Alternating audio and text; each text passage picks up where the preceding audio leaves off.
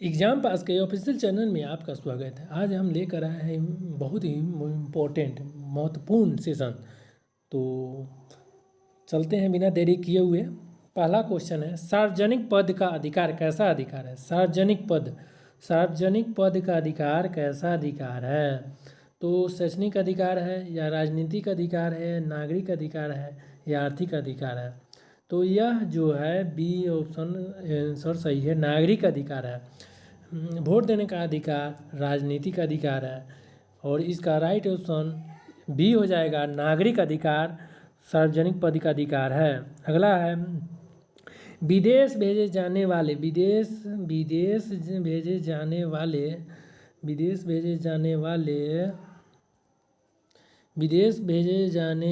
विभिन्न संसदीय प्रतिनिधिमंडलों के लिए व्यक्तियों का नामांकन निम्नलिखित में से कौन करता है? तो लोकसभा अध्यक्ष करता है। लोकसभा अध्यक्ष विदेश भेजे जाने वाले संसदीय कौन करता है? लोकसभा अध्यक्ष। तीसरा क्वेश्चन है,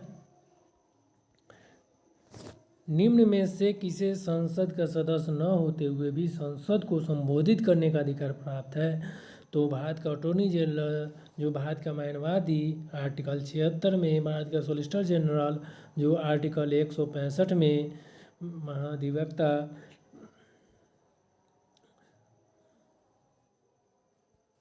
अगला क्वेश्चन है, हमारे राष्ट्रीय ध्वज का मध्य में स्थित धर्म चक्र का रंग कैसा होता है? तो इसका राइट ऑप्शन ए हो जाएगा, गहरा नीला होता है। हमारे राष्ट्रीय ध्वज का चक्र का रंग कैसा होता है? तो गहरा नीला होता है। भारत में कुल कितने क्षेत्रीय परिषद है? तो भारत में कुल 5 क्षेत्रीय परिषद है। भारत में कुल कितने क्षेत्रीय परिषद है? तो 5। राइट ऑप्शन 5 हो जाएगा। अगला है,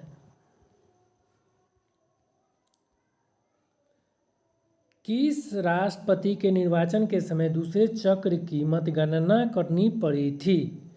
तो ज्ञानी जेल सिंह, बीबी गिरी, नीलम संजीव रेड्डी के ना, इसका राइट ऑप्शन बी हो जाएगा, बीबी गिरी के समय दूसरी चक्र की मतगणना करनी पड़ी थी।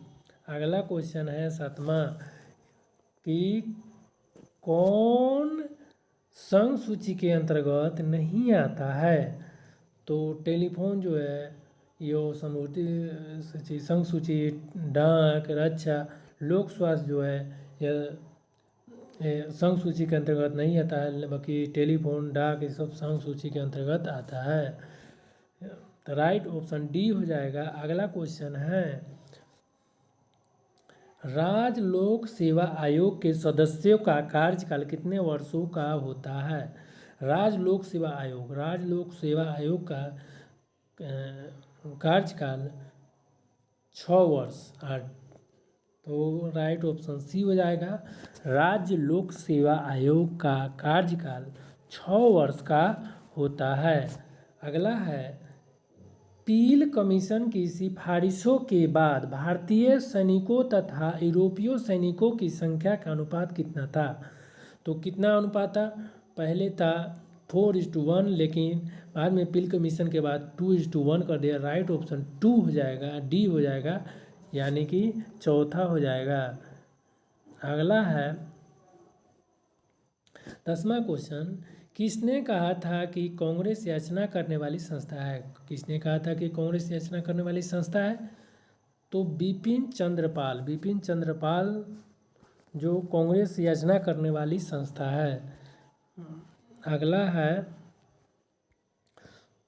सुलेखन क्या होता है? सुलेखन माने मीन्स अच्छा सुंदर लेखन, लेखन मीन्स हस्तलेखन माने सुंदर लेखन। सुलेखन का अर्थ होता है सुंदर लेखन। सिंधु घाटी सभ्यता के दौरान अग्निकुंड का साक्ष्य किस स्थान से प्राप्त हुआ है? तो मोहनजोदड़ो या कालीबंगा से अग्निकुंड का साक्ष्य मिला है। जोते हुए खेत का प्रमाण कालीबंगा से, काले रंग के चूड़िया का प्रमाण कालीबंगा से हुआ है। कालीबंगा राजस्थान में स्थित है। अगला है कठोपनिषद जो कठोपनिषद किस वेद का उपनिषद है? तो यजुर्वेद, यजुर्वेदिका कठोपनिषद उपनिषद है। अगला है,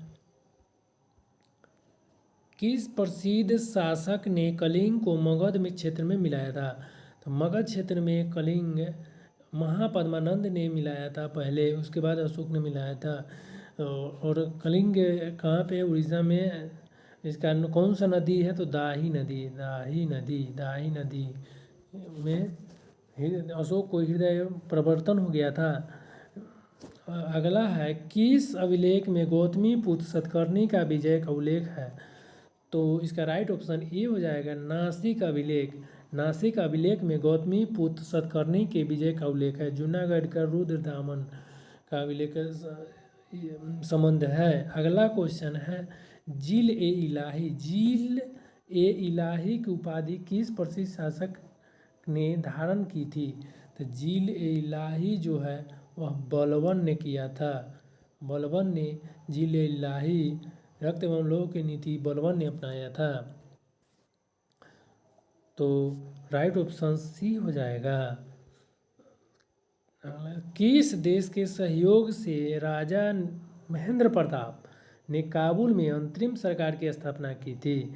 तो राइट ऑप्शन बी हो जाएगा, जर्मनी के सहयोग से महेंद्र प्रताप ने काबुल में अंतरिम सरकार की स्थापना की थी। अगला है 18वां, कंचनजंगा पर्वत हिमालय की श्रेणी के अंतर्गत आते हैं? कंचनजंगा जो है वह बृहत हिमालय के अंतर्गत आता है। कंचनजंगा सिक्किम में है जो बृहत हिमालय के अंतर्गत आता है। अगला है, मालदीव एवं मिनिकॉय के मध्य कौन सा चैनल अवस्थित है? मालदीव एवं मिनिकॉय 8 डिग्री चैनल, मिनिकॉय एवं लक्षद्वीप से 9 डिग्री चैनल, अंडमान निकोबार से 10 degree channel, great channel Andaman Nicobar और इंडोनेशिया को अलग करता है। अगला है 20वां, बिहार जलप्रपात निम्नलिखित में से किस नदी पर स्थित है? बिहार जलप्रपात यह टोंस नदी पर है। टोंस नदी पर बिहार जलप्रपात स्थित है। बिहार जलप्रपात टोंस नदी, बिहार जलप्रपात समझ के बिहार में नहीं मारिएगा, टोंस नदी पर जलप्रपात में है। लाल मिट्टी का रंग किस उपस्थिति के कारण होता है? तो इसका राइट ऑप्शन लो ऑक्साइड माने कि आयरन ऑक्साइड के कारण होता है। राइट ऑप्शन बी हो जाएगा, लाल मिट्टी का रंग आयरन ऑक्साइड के कारण होता है।